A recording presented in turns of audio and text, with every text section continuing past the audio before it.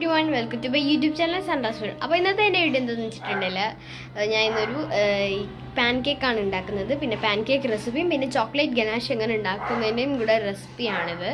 ഭയങ്കര സിമ്പിളാണ്. അപ്പോൾ നമുക്ക് നേരെ വീഡിയോയിലേക്ക് കിടക്കാം. ആദ്യമേ തന്നെ നമുക്ക് ചോക്ലേറ്റ് ഇതേപോലെ ആക്കിയെടുക്കാം. ഇതേപോലെ ഒരു ഐറ്റം ഉണ്ട് ഇവിടെ. അപ്പോൾ അത് വെച്ച് ഇങ്ങനെ ആക്കി കൊടുക്കാം. പെട്ടെന്ന് അതേപോലെ കിട്ടും നമുക്ക്. പിന്നെ ഞാനിവിടെ ഡാർക്ക് ചോക്ലേറ്റിൻ്റെ പകരം ഡയറി മിൽക്ക് റോസ്റ്റ് ആൽമണ്ടാണ് എൻ്റെ ഉള്ളത്. ഡാർക്ക് ചോക്ലേറ്റ് കിട്ടിയില്ല, അതുകൊണ്ട് ഇതാണ് യൂസ് ചെയ്യുന്നത്. പിന്നെ വൈറ്റ് ചോക്ലേറ്റിന് വേണ്ടിയിട്ട് ഞാൻ മിൽക്കി ബാർ യൂസ് ചെയ്യുന്നുണ്ട്. അപ്പോൾ ഇത് രണ്ടും നമുക്കൊന്ന് ഗ്രേറ്റ് ചെയ്ത് ഇതിനകത്തേക്ക് വയ്ക്കാം. എന്താ ഇവിടെ ചോക്ലേറ്റ്സ് രണ്ടും ഇതേപോലെ കുഞ്ഞനായിട്ട് ഇങ്ങനെ അരിഞ്ഞിട്ട് ഇടാനേ പറ്റിയിട്ടുള്ളൂ. അതേപോലെ ചെയ്തു. ഇനി നമുക്ക് വേണ്ടത് ഒരു മുട്ടയാണ്. അതും റൂം ടെമ്പറേച്ചറിലുള്ള മുട്ടയാണ് വേണ്ടത്. തണുത്ത മുട്ട എടുക്കരുത്, അങ്ങനെ നമുക്ക് പാൻ കേക്കായിട്ട് കിട്ടത്തില്ല. അത് പൊട്ടിച്ചൊഴിക്കാം.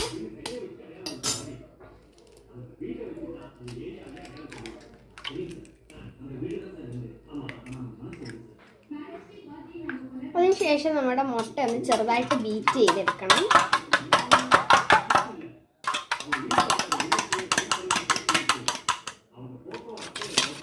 ഇനി നമുക്ക് അതിനകത്തേക്ക് കുറച്ച് പാൽ ആഡ് ചെയ്ത് കൊടുക്കുക. നമ്മളിത് ഇത്രയ്ക്ക് പാൽ വേണം കേട്ടോ എടുക്കാനായിട്ട്. ഇത് ഒഴിച്ചു കൊടുക്കുക. അതിനുശേഷം ഇത് രണ്ടും കൂടെ ഒന്ന് മിക്സ് ചെയ്തെടുക്കാം.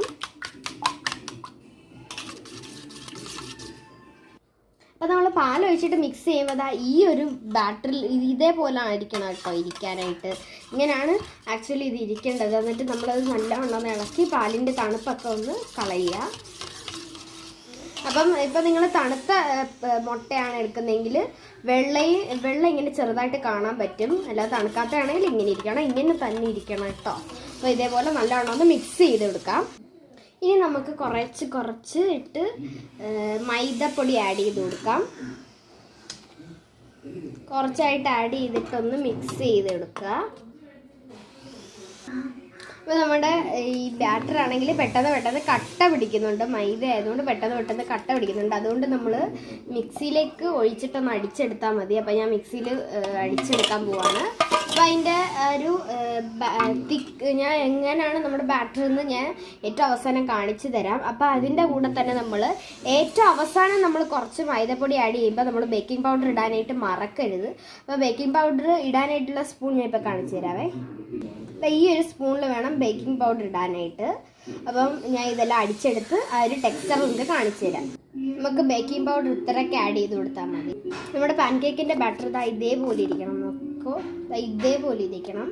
അപ്പോൾ നമ്മൾ ബേക്കിംഗ് പൗഡർ ഇട്ടിട്ട് നല്ലവണ്ണം ഒന്ന് മിക്സ് ചെയ്ത് കൊടുക്കുക. നമ്മുടെ പാൻ കേക്കിൻ്റെ ബാറ്റർ ഇവിടെ റെഡിയായി. ഇനി നമുക്ക് ബാക്കിയുള്ള പണികളെല്ലാം ചെയ്യാം.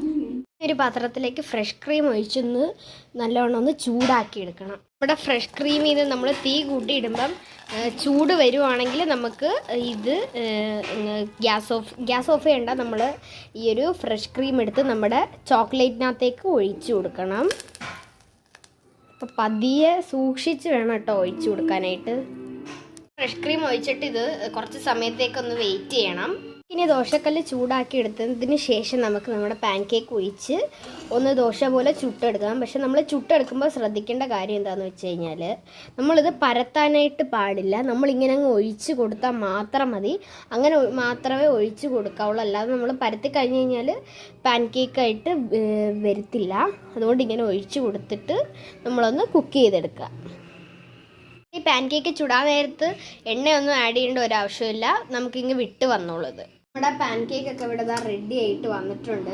ഇനി നമ്മൾ കുറച്ച് നമ്മുടെ വൈറ്റ് ചോക്ലേറ്റ് ഗനാഷും കൂടെ ഒഴിച്ചു കൊടുക്കുകയാണ്. അത് ഒട്ടും ഫ്രഷ് ക്രീമിൻ്റെ മണമില്ല കേട്ടോ. നിങ്ങൾ എന്തായാലും ടേസ്റ്റ് ചെയ്ത് നോക്കും, അടിപൊളിയാണ്. ഈ ഒരു ഗനാഷ് ഇതേപോലെ ഉണ്ടാക്കിയാൽ മതി. നല്ല ലൂസുമാണ് കണ്ടോ, നല്ല ലൂസുമാണ്. കറക്റ്റായിട്ട് നമുക്ക് അടിപൊളി ടേസ്റ്റിലും കിട്ടും. ഇതേപോലെ ചെറുതായിട്ട് നമുക്ക് നമ്മുടെ ഇത് ഒഴിച്ചു കൊടുത്തിട്ട് നമുക്ക് അടുത്ത ലെയർ വെച്ച് കൊടുക്കാം. നല്ല സോഫ്റ്റ് കേക്കാണ് കേട്ടോ. നമ്മൾ അടുത്ത ലെയർ വെച്ച് കൊടുത്തിട്ട് ഇതേപോലെ വൈറ്റ് ചോക്ലേറ്റും ഡാർക്ക് ചോക്ലേറ്റും ഒക്കെ ഒഴിച്ചിട്ട് നമ്മൾ അടുത്തത് മുകളിലേക്ക് വെക്കാം. അതിന് ശേഷം ഏറ്റവും അവസാനത്ത് നിങ്ങൾക്ക് പറഞ്ഞു തരാവേ.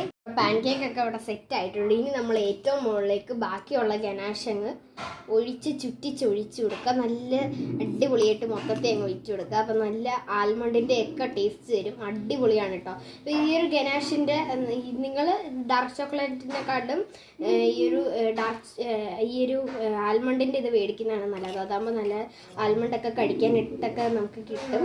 അപ്പോൾ നല്ല ടേസ്റ്റാണ്. പിന്നെ നമുക്ക് വൈറ്റ് ചോക്ലേറ്റ് ഇതിൻ്റെ മുഖത്തേക്ക് ആഡ് ചെയ്ത് അടിപൊളിയാക്കി എടുക്കാം. എന്നിട്ട് ഞാൻ അടിപൊളിയാക്കിയിട്ട് നിങ്ങൾക്ക് കാണിച്ചു തരാവേ. ചോക്ലേറ്റിൽ കുളിച്ച പാൻ കേക്ക് ഇവിടെ റെഡി ആയിട്ടുണ്ട്. എല്ലാവരും ട്രൈ ചെയ്ത് നോക്കുക. അടിപൊളിയാണ്. പ്രത്യേകിച്ച് ഈ ചോക്ലേറ്റൊക്കെ ഒഴിച്ച് അടിപൊളിയാണ് കേട്ടോ. എന്തായാലും നിങ്ങൾ ട്രൈ ചെയ്ത് നോക്കുക. അതിന് ശേഷം ഫീഡ്ബാക്ക് അറിയിക്കുക. ബൈ. കട്ട് ചെയ്തിട്ട് ഇതിൻ്റെ അകത്തുള്ള വ്യൂ നിങ്ങൾക്ക് ഇപ്പം കാണിച്ചു തരാം കേട്ടോ.